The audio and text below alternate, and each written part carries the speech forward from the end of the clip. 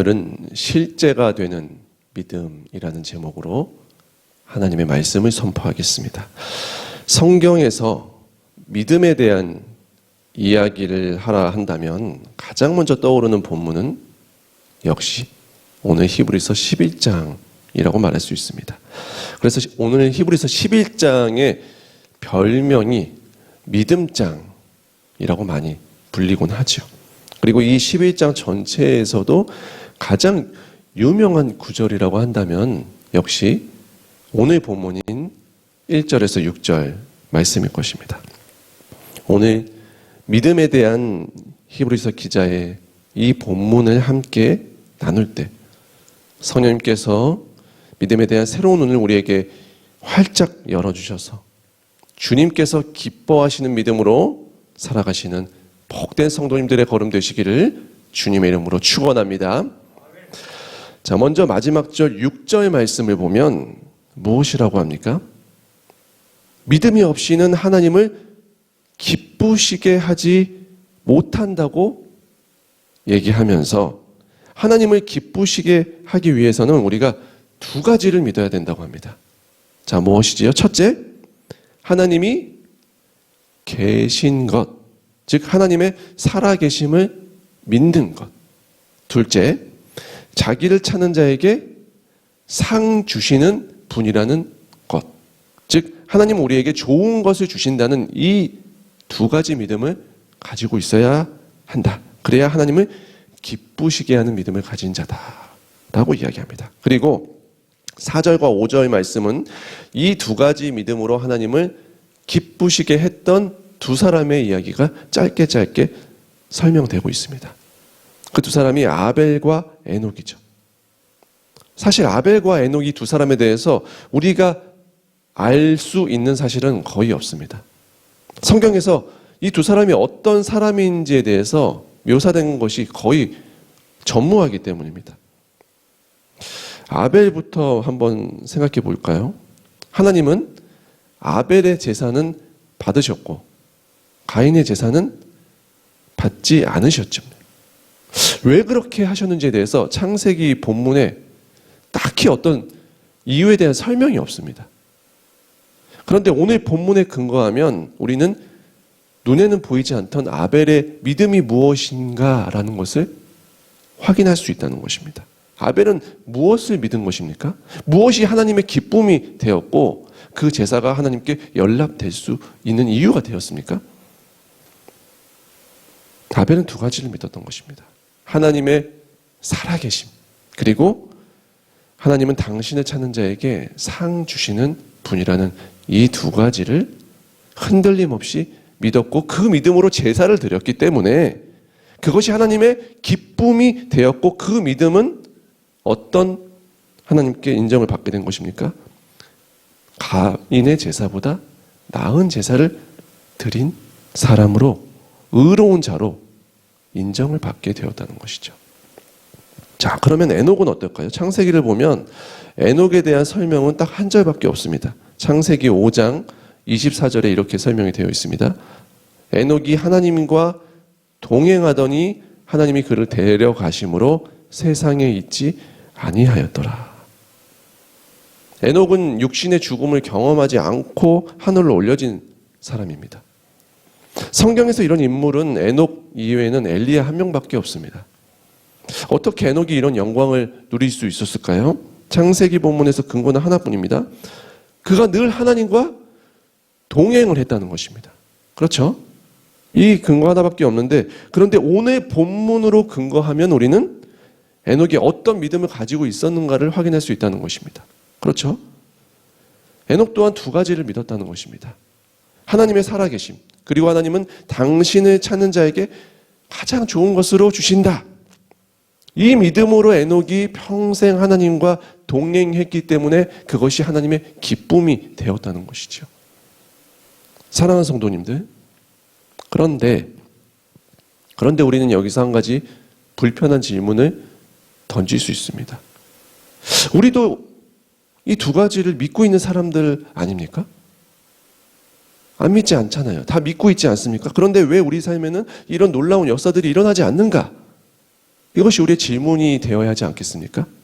왜 같은 사람이고 같이 하나님을 이렇게 믿는데 다른 능력이 나타나는 것일까? 이것이 우리의 질문이 되어야 된다는 것입니다. 오늘 말씀의 1절과 2절 말씀을 다시 한번 다 함께 읽겠습니다. 1절과 2절입니다. 믿음은 바라는 것들의 실상이요 보이지 않는 것들의 증거니 선진들이 이로써 증거를 얻었느니라. 아멘. 자, 오늘 히브리서 기자가 이야기하고 있는 믿음의 자리는 어떤 자리죠? 그는 믿음을 무엇이라고 정의합니까? 첫째, 믿음이란 바라는 것들의 실상, 실제라고 정의합니다. 둘째, 믿음이란 보이지 않는 것들의 증거다라고 합니다. 우리 믿음의 조상들이 이 믿음으로 증거를 삼았다는 것입니다. 그렇다면 이 믿음이 어떤 믿음일까요?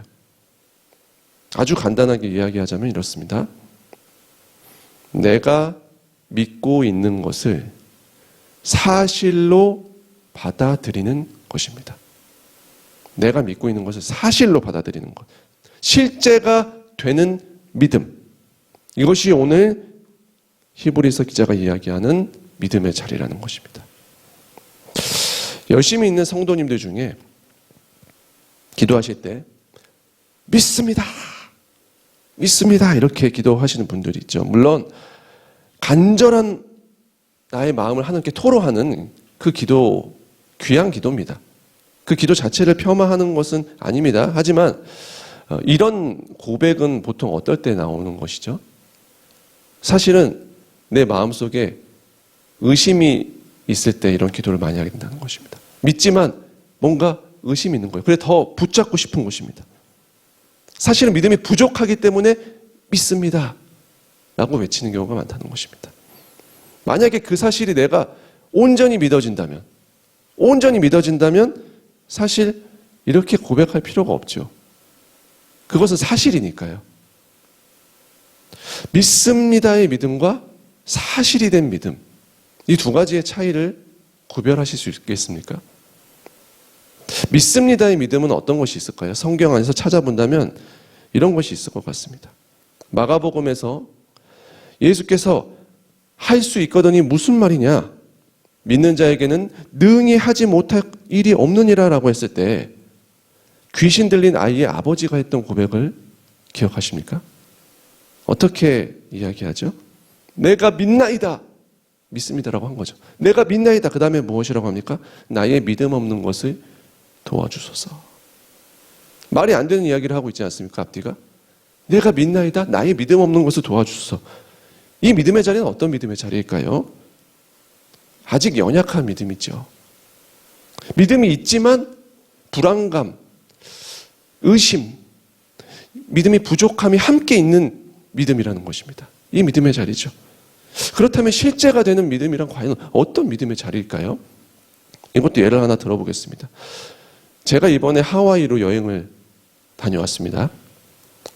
저는 전에 하와이에 간 적도 없고 하와이를 경험한 적도 없었지만 하와이가 존재한다는 사실에 대해서 한치의 의심도 가지고 있지 않았습니다. 하와이의 존재는 저에게 사실이었고 실제였습니다. 그런데 엄밀히 따지면 하와이에 실제로 가기 전에 저는 하와이를 알았던 것일까요? 하와이를 믿었던 것일까요? 믿었던 것이죠. 본 적도 없고 경험한 적도 없으니까요. 제가 경험한 것은 하와이라는 멋진 섬이 있다는 사실, 그냥 그것을 들은 것 뿐입니다. 전에 들었습니다. 아, 그런 섬이 있대. 그리고 사진으로 하와이 풍경을 봤습니다. 그것뿐입니다. 그런데도 저는 하와이의 존재에 대해서 한치의 의심도 없이 믿었습니다. 그 믿음 자체가 저의 증거였고 그 믿음 자체가 저의 실제였다는 것입니다. 사실이었습니다. 저는 하와이를 경험하지 못했지만 하와이는 저에게 사실이었다는 것입니다. 저는 하와이에 대해서 실제가 되는 믿음을 가지고 있었다는 것입니다. 성도님들, 오늘 히브리서 기자가 이야기하고 있는 믿음의 자리가 바로 이 자리라는 것입니다. 오늘 시간 성도님들 축복하기 원합니다. 하나님의 말씀을 사실로 받아들이는 은혜가 임하시기를 주님의 이름으로 축원합니다. 하나님은 오늘도 살아계십니다. 하나님은 오늘도 우리와 함께하고 계십니다. 믿습니다의 믿음이 아니라 사실이라는 것입니다. 리얼리티, 우리의 지금 삶에 일어나는 현실이라는 것입니다. 현실. 눈에 보이지 않아도 하나님은 지금 성령으로 우리와 함께하고 계십니다. 사실입니다. 에녹은 살아생전에 하늘로 올려졌습니다. 우리 또한 예수 그리스도를 믿고 그 약속 안에 거하기 때문에 죽어도 살 것입니다. 사실입니다. 그리고 살아도 죽지 않을 것입니다. 우리는 영원히 주님과 함께 할 것이며 천국에서 주님을 만날 것입니다. 사실입니다. 현실입니다. 리얼리티라는 것입니다. 이것이 우리가 앞으로 가야 할 길이고 이것은 이미 예수 그리스도를 통해 이루어진 사실이라는 것입니다. 이루어질 것입니다. 이 믿음이 성도님들 모두의 영혼 가운데 실제가 되시기를 축복합니다. 그리하여 내 믿음대로 되리라. 내 믿음대로 되리라 말씀하시는 예수 그리스도의 말씀을 따라서 믿음대로 되시는 놀라운 믿음의 자녀 되시기를 주님의 이름으로 간절히 축원합니다.